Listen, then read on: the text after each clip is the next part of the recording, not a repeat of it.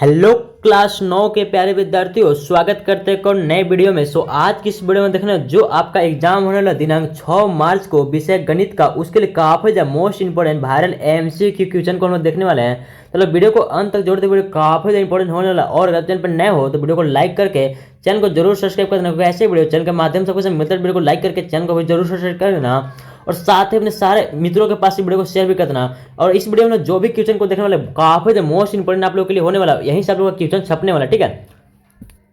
अगर आपने इस वीडियो पे एक बार क्लिक कर दिया तो आप लोग इस वीडियो को अंत तक ही देखना, और आप लोगों को यहाँ पे सारा का सारा चीज समझा दिया जाएगा और आप लोग समझ करके आप लोगों को एग्जाम देना। हर एक भी क्वेश्चन आपका बाहर से नहीं आएगा, बहुत सा क्वेश्चन यहाँ से आपको डायरेक्ट एग्जाम के क्वेश्चन पेपर में देखने को मिलने वाला है। चलिए हम लोग वीडियो को स्टार्ट कर लेते हैं, देख लेते हैं एक एक करके सारे प्रश्नों को काफी ज्यादा आसान भाषा में हम लोग समझने की कोशिश करेंगे, ठीक है। मैं आप लोगों को पूरी तरीके से समझाने की कोशिश करूंगा। बोलते हैं यहाँ पे निम्न में कौन परिमेय संख्या, यहाँ पे कौन सा परिमेय संख्या, आप लोग पता हो जो भी रूट वाला संख्या होता है, ठीक है, सारा का सारा अपरिमेय होता है। क्या होता है? अपरिमेय होता है। लेकिन हमसे पूछा क्या है? परिमेय पूछ रहा है कि कौन सा इसमें से परिमेय होगा। तो इसमें देखो अगर पाई वाला भी है ना तो ये भी परिमेय होता है, ये भी आपको टिक नहीं कर देना, ये भी अपना क्या है, गलत ऑप्शन है। यहाँ पे देखो इसको किसी भी रूप में सरल नहीं किया जा सकता, ये भी हमारा क्या है, अपरिमेय संख्या है। हमसे पूछा क्या कौन परिमेय होगा, ऑप्शन नंबर सी को भी किसी भी रूप में सरल नहीं किया जा सकता है, ठीक है। एक पल के लिए इसको अगर परिमयीकरण भी करते हो, ठीक है, परिमयीकरण भी करते हो, नीचे वाले संख्या से गुना एक बार भागा करते हो, फिर भी आपका क्या रूट में बच ही जाता है, रूट का 2 बचा में 2 आ जाता है, अभी आपका क्या है, अपरिमेय संख्या ही आता है। लेकिन ऑप्शन में बी को देखो, बी क्या है हमारे पास, 2/7 गुना में है, गुना लिखो या फिर नहीं लिखो बात तो बराबर है। √7/√7, ठीक है, बीच में गुना नहीं है तो कुछ गुना यहाँ पे है, ठीक है। तो √7 से यहाँ पे क्या होगा, √7 कट जाएगा, बचा क्या, 2/7 बचा। क्या बचा? 2/7 बचा। 2/7 क्या है हमारे पास, एक परिमेय संख्या है, इसलिए हमारा क्या हो जाएगा, ऑप्शन में बी यहाँ पे बिल्कुल हमारा राइट आंसर हो जाएगा, ठीक है। आगे देखो क्वेश्चन नंबर 2 बोलता है शून्य क्या है, तो शून्य हमारा परिमेय संख्या भी है, लेकिन 0 में कुछ भी आप लोग संख्या को भी ले सकते हो, ठीक है, और एक पूर्ण संख्या भी है, ठीक है। तो ऑप्शन नंबर ए और सी दोनों यहाँ पे सही हो जाएगा, ठीक है।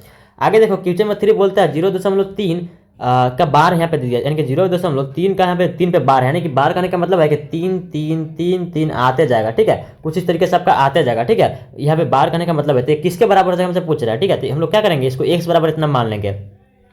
अब क्या करोगे कि दोनों तरफ इसको समीकरण 1 मान लो, ठीक है, दोनों तरफ इसको क्या करो, दोनों तरफ 10 से गुना कर दो, तो यहाँ पे क्या हो जाएगा, 10 x हो जाएगा, और इधर कितना हो जाएगा, 10 से जब गुना करोगे तो यहाँ पे एक पॉइंट के बाद 0 लग जाएगा, ठीक है, यानी कि 3.33333 जितना देर तक लेकर जाओ उतना क्या हो जाएगा। इसको हम लोग समीकरण नंबर 2 मान लेते हैं, ठीक है। अब क्या करो, समीकरण नंबर 2 में से 1 को घटा दो, ठीक है, तो क्या होगा, 10x में से देखो बराबर की इधर वाले को इधर वाले से घटाएंगे और बराबर की इधर वाले से उधर वाले से घटाएंगे। अब देखो क्या हो जाएगा, 10x में से एक x जाएगा तो कितना बचेगा, 9x बचेगा इधर बराबर में। देखो 3 दशमलव में से ये जो है 3 दशमलव कुछ है, यहाँ पे 3 3 3 3 है ना, यहाँ पे क्या हो जाएगा, इसमें से हम लोग को इसमें से इसको घटा दे रहे हैं, तो क्या हो जाएगा, पूरा का पूरा पॉइंट के बाद ये जो 3 3 3 3 है पूरा का पूरा घट जा रहा है हमारा। यहाँ पे बचेगा क्या, सिर्फ यहाँ पे जो हमारा संख्या बचेगा सिर्फ और सिर्फ 3 बचेगा, यानी कि x बराबर हम लिख सकते हैं 3/9 लिख सकते हैं, ठीक है। क्या, क्योंकि जो 9 इधर गुना में है, इधर के भाग में हो जाता है, जब काटोगे तो इसको 3 से, तो यहाँ पे एक बार में कट जाएगा, यहाँ पे 3 बार में कट जाएगा, ठीक है, 3 से। तो बचा क्या, x बराबर कितना आ गया, 1/में x बराबर कितना आ गया हमारे पास, 1/3 आ गया, और हमारा x ही तो था, ये वाला x बराबर ही तो था, x बराबर कितना आ गया, 1/3 आ गया।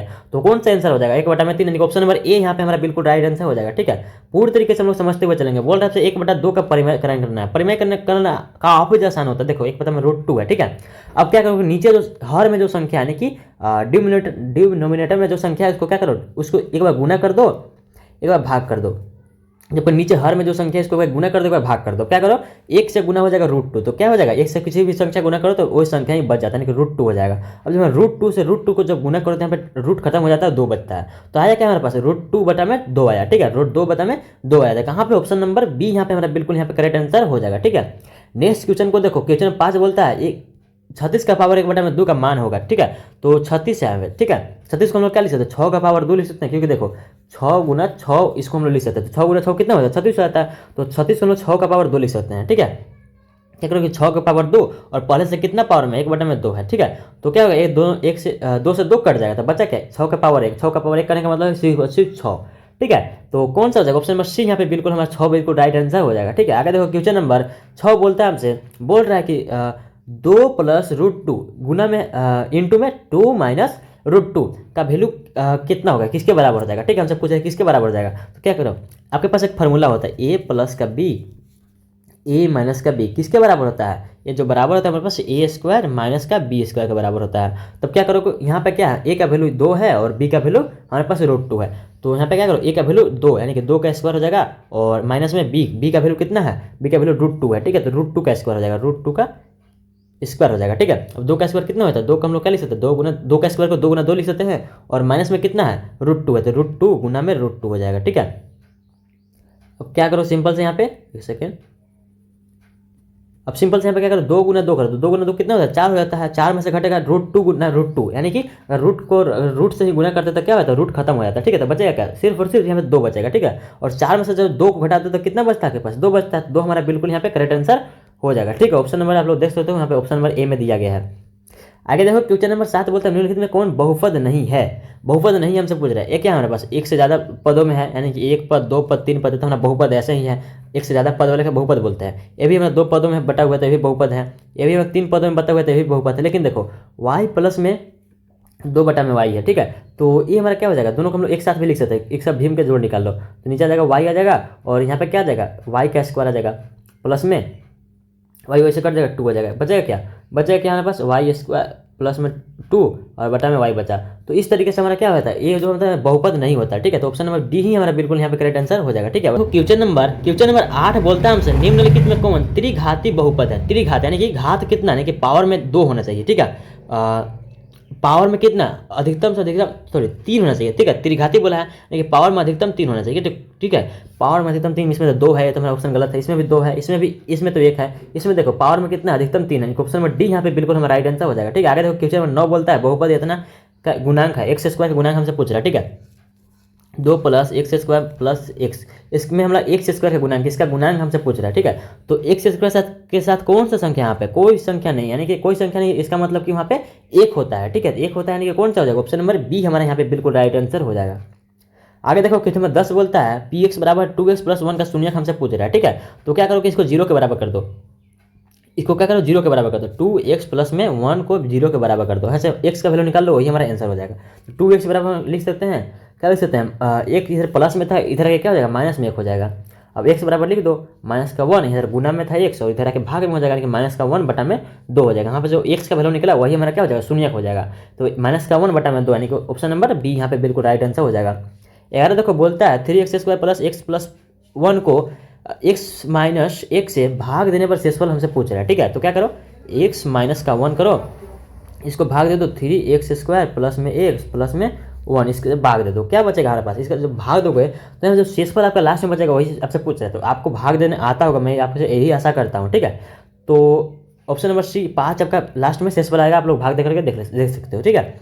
नहीं देखो क्वेश्चन नंबर 12 बोलता है हमसे निम्न में कौन 2 चर वाला रैखिक समीकरण है। इसमें से 2 चर रैखिक समीकरण कौन है, जिसमें कि x हो और y हो, ऐसे 2 चर होना चाहिए। इसमें क्या है, सिर्फ और सिर्फ x है, तो ये हमारा एक चर वाला है, ये भी हमारा एक चर वाला है, ये भी हमारा एक चर वाला है, लेकिन इसमें देखो x भी है y भी है, तो ऑप्शन नंबर डी यहाँ पे 2 चर वाला बिल्कुल राइट आंसर हो जाएगा, ठीक है, ऑप्शन नंबर डी। 13 बोलता है आपसे x माइनस वाई बराबर 2 का हल हमसे पूछ रहा है, इसका हल हमसे पूछ रहा है, ठीक है। तो x के साथ x के जगह पर कौन सा संख्या रखे कि y को घटाने पर 2 हमें मिल जाएगा, ठीक है। तो ऑप्शन से हमें मिलाना होगा, क्या हम अगर x के जगह पर 2 रखते हैं तो हमें y की जगह पर 1 रखना होगा। क्या हम लोग 2 में से 1 को घटाएंगे तो हमारे पास 2 मिलेगा, तो नहीं। तो ऑप्शन नंबर ए तो गलत है। ऑप्शन नंबर बी को देखो, 4 रखते हैं x के जगह पे, 4 रखते हैं, ठीक है, x की जगह पर 4 रखते हैं, ऑप्शन नंबर बी से हम लोग देख रहे हैं, ठीक है। और माइनस में y की जगह पर 2 रखते हैं, ठीक है। तो क्या 2 मिलता है हमें, तो 2 बराबर 2 यानी कि 2 हमें मिल जाएगा। ऑप्शन नंबर बी हमारा यहाँ पे बिल्कुल राइट आंसर हो जाएगा, ठीक है। 14 बोलता है 2 चर वाले रैखिक समीकरण को के हल होते हैं। 2 चर वाले रैखिक समीकरण का हमेशा आप लोग याद रखना अनंत हल होता है, ठीक है। x के जितना आप लोग मान लेते जाओ y के मान उतना बार अलग अलग आता जाएगा। x के मान जितना भी आप लोग अलग अलग बार ले अलग अलग चीज़, तो उतना ही अलग अलग y का मान भी आता जाएगा, यानी कि अनंत होता है, ठीक है। हमारे पास तो संख्या अनंत है, ऑप्शन नंबर सी यहाँ पे बिल्कुल राइट आंसर हो जाएगा। 15 बोलता है ए किस चतुर्थांश में, ठीक है। अगर दोनों माइनस में, दोनों संख्या अगर माइनस में तो हमारा तृतीय चतुर्थांश में होता है। आप लोग हमेशा ऑप्शन नंबर सी यहाँ पे बिल्कुल राइट आंसर हो जाएगा, ठीक है। यहाँ पे देखो कुछ इस तरीके से पहला चतुर्थांश, ये आपका दूसरा चतुर्थांश, ये आपका तीसरा चतुर्थांश, ठीक है, और इस आपका चौथा चतुर्थांश, ठीक है। इसमें क्या होता है, दोनों प्लस प्लस में होता है, इसमें दोनों माइनस था, ठीक है, दोनों माइनस वाला इसमें होता है, ठीक है, दोनों माइनस वाला इसमें होता है। इसमें क्या होता है, एक्स होता है माइनस में और वाई होता है प्लस में, सेकेंड वाई होता है प्लस में। इसमें क्या होता है, एक्स होता है प्लस में और यहाँ पे वाई होता है माइनस में, ठीक है। तो कुछ इस तरीके से आपका रहेगा, दोनों माइनस में रहेगा तो तृतीय चतुर्थांश में हो जाएगा, ठीक है। ऑप्शन नंबर सी यहाँ पे बिल्कुल राइट आंसर हो जाएगा।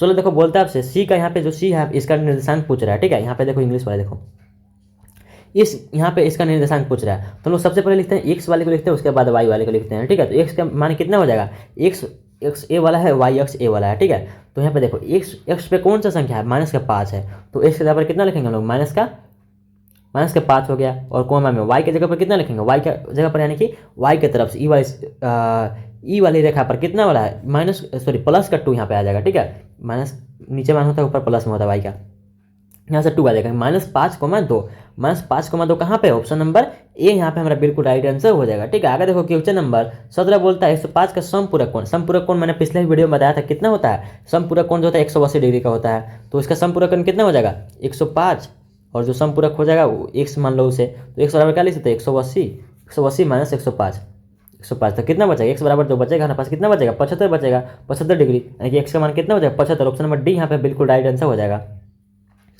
क्वेश्चन नंबर 18 को देखो, बोलता है यदि दो कोणों का योग 90 डिग्री हो तो उन कोणों को क्या कहा जाता है। अगर देखो दो कोणों का योग 90 डिग्री हमसे बोल रहा है तो वो होता है पूरक कोण होता है। कैसा कोण होता है, पूरक कोण। अगर यहीं पे अगर 180 डिग्री बोलता है, ठीक है, जो कि पिछले क्वेश्चन में हम लोगों ने बनाया, ठीक है, संपूरक था वहाँ पे, तो 180 डिग्री वाला हम लोग संपूरक कोण बोलते हैं। अगर दो कोणों का योग 180 डिग्री हो तो उसे हम लोग संपूरक बोलेंगे, ठीक है। समकोण भी तो 90 डिग्री को बोलते हैं, आप लोग को पता होगा। आगे देखो क्वेश्चन नंबर 19 बोलता है आपसे आकृति में ए व बी एक सरल रेखा है, तो एक समाधान से पूछ रहा है, ठीक है। एक क्या है हमारे पास, एक दिया के सरल रेखा है, ठीक है, सीधा जा रहा है पूरा। तो सरल रेखा पर कितना डिग्री का कोण बनता है, 180 डिग्री का कोण बनता है। यहाँ पे एक कोण हमारे पास दिया हुआ है x प्लस 82 बराबर कितना होना चाहिए, 180 होना चाहिए, क्योंकि पूरा का कोण कितना है, 180 है, तो x प्लस 82 भी तो 180 होना चाहिए। तो हम लोग यहाँ से x का वैल्यू निकाल लेंगे, 180 माइनस 82 कर दो तो कितना बचेगा, 100 कितना आ जाएगा, यहाँ पे घटने के बाद 180 में से 82 घटा तो 98 डिग्री बचेगा, ठीक है। तो x के मान कितना आ गया, 98 आ गया, तो कौन सा हो जाएगा, ऑप्शन नंबर ए यहाँ पे बिल्कुल हमारा राइट आंसर हो जाएगा, ठीक है। 20 बोलता है आकृति में एक समान हमसे पूछ रहा है, ठीक है। तो एक समान हमसे पूछ रहा है, तो त्रिभुज के तीनों अंदर के कोणों का मान कितना होता है, तीनों कोणों का मान 180 डिग्री होता है, यानी कि हम लोग लिख सकते हैं कोण 20। पहला कोण कितना है, 20 है, दूसरा कोण कितना है, 80 है, प्लस में इस कोण का मान हम लोग दे देते हैं, क्या मान इसका हो सकता है, ए सी बी, यानी कि कोण ए सी बी बराबर हो जाएगा हमारा 180 डिग्री के बराबर हो जाएगा, ठीक है। तो 20 प्लस 80 यानी कि 100 हो जाएगा, प्लस में कोण ए सी बी बराबर 180 डिग्री। तो यहाँ से कोण हम लोग ए सी भी निकाल सकते हैं। अब लोग बोलोगे तो यहाँ पे x चाहिए, तो हम लोग इसे क्यों निकाल रहे हैं, तो इसी से हमारा इसका मान निकलेगा, ठीक है। तो कितना हो जाएगा, 180 माइनस हो जाएगा 100, ठीक है। तो कोण ए सी बी बराबर लिख सकते हैं हम लोग 80 लिख सकते हैं, ठीक है। कोण ए सी बी का मान कितना आ गया, इस कोण का मान आ गया हमारे पास इस कोण का मान आ गया 80 डिग्री आ गया, कितना आ गया, 80 डिग्री आ गया। तो अब हमें क्या करना होगा, इसका मान निकालना होगा ना। तो आप लोगों को पता होगा, क्या पता है, इसका मान हमारे पास लिख रहे थे हम लोग 180 डिग्री, सिर्फ 80 डिग्री आया हुआ है, ठीक है।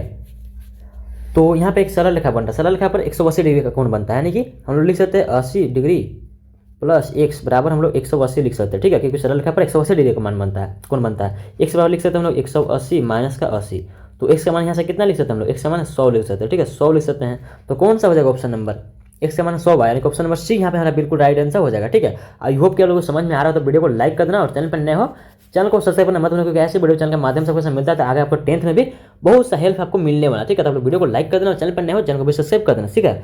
और इस वीडियो को अपने सारे मित्रों के पास शेयर भी कर देना। क्वेश्चन नंबर 21 को देखो, मात्र हमें 20 प्रश्न और बचा हुआ, जल्दी जल्दी हम लोग उसे खत्म करेंगे। त्रिभुज के तीनों कोणों का योग कितना होता है, त्रिभुज के तीनों कोणों का योग कितना है, कोई त्रिभुज है, अगर तीनों कोणों का मान जोड़ते हैं तो हम लोग 180 डिग्री आता है। ऑप्शन नंबर बी यहाँ पे बिल्कुल राइट आंसर हो जाएगा, ठीक है। चाहे कैसे भी त्रिभुज बना दो, ऐसे टेढ़ हो, चाहे कैसे भी बना दो, कैसे भी त्रिभुज बना दो, समकोण बना दो, 180 डिग्री होगा तीनों कोणों का मान। 22 बोलता है निम्नलिखित में कौन त्रिभुज की सर्वांग क्षमता की कसौटी नहीं है, ए से एस ए तो है, ए से ए भी है, एस एस एस ए भी है, लेकिन एस एस ए कोई कसौटी नहीं है, यानी कि ऑप्शन नंबर सी यहाँ पे हमारा बिल्कुल राइट आंसर, सी यहाँ पे हमारा बिल्कुल राइट आंसर हो जाएगा, ठीक है, जो कि कसौटी नहीं है। आगे देखो क्वेश्चन नंबर 23 बोलता है आपसे कौन ए बराबर कौन पी है, कौन बी बराबर कौन क्यू है, और ए बी बराबर पी क्यू हो तो क्या हो जाएगा, दोनों त्रिभुज सर्वांगसम हो जाएगा, ठीक है। क्योंकि देखो कोई मान लो दो त्रिभुज है आपके पास, पहला त्रिभुज है ए बी सी, और दूसरा त्रिभुज आपके पास पी क्यू आर, ठीक है। हम जब बोल कर रहे हैं कोण ए, ये जो कोण ए है पी के बराबर है, और कोण बी किसके बराबर, क्यू के, कोण बी बराबर क्यू के, और ए बी यानी कि ये वाला भुज है इसके बराबर, पी क्यू के बराबर है, तो किस नियम से सर्वांगसम हो जाएगा, ए एस यानी कि यहाँ पे एंगल साइड एंगल वाला से सर्वांगसम हो जाएगा, ठीक है। क्या हो जाएगा, सर्वांगसम हो जाएगा आपस में। ऑप्शन नंबर ए यहाँ पे बिल्कुल राइट आंसर हमारा हो जाएगा। हम लोग नेक्स्ट क्वेश्चन को देखते हैं। क्वेश्चन में कौन सा आ गया है, क्वेश्चन नंबर 24 देखो, 24 है ना। बोलता है आपसे एक चतुर्भुज के तीनों कोणों का मान कितना है, तीन कोणों का मान हमारे पास दिया हुआ, चतुर्भुज यानी कि चार उसमें भुजा होगा, आप लोगों को पता है। तीन कोण का मान दिया, पहला हमारे पास 110 डिग्री है और दूसरा हमारे पास 82 डिग्री दिया हुआ है। कितना, 82 दिया है। तीसरा हमारे पास 68 दिया हुआ है।